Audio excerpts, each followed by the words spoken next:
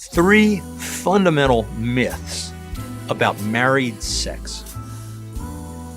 People get told all sorts of nonsense about sex, but there are 3 myths that are just so common and so counterproductive that I just want to clear the air once and for all.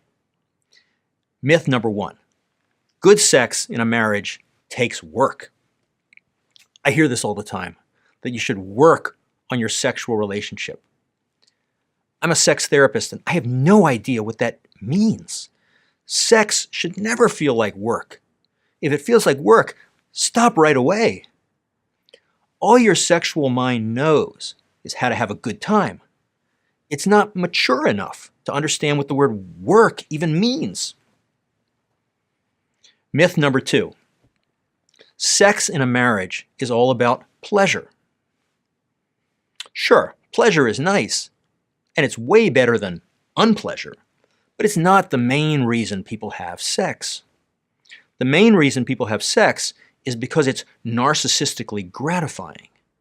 It makes you feel valuable and important. Sex is basically infantile. When you're a baby, everyone is thrilled to see you, just because you exist.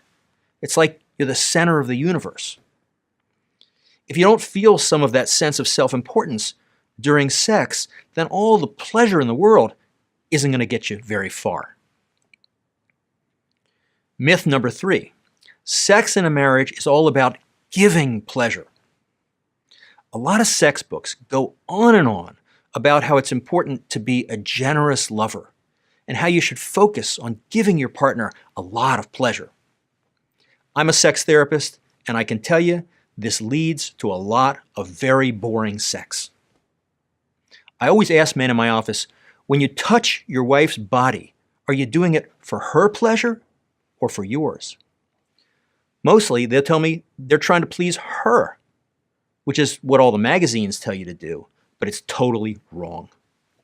No hero in a romance novel ever rips off the heroine's clothes and then says, "Now, tell me how you like to be touched." No, he just consumes her because she's so delicious. Passion is selfish. Deep down, that's what we all really want.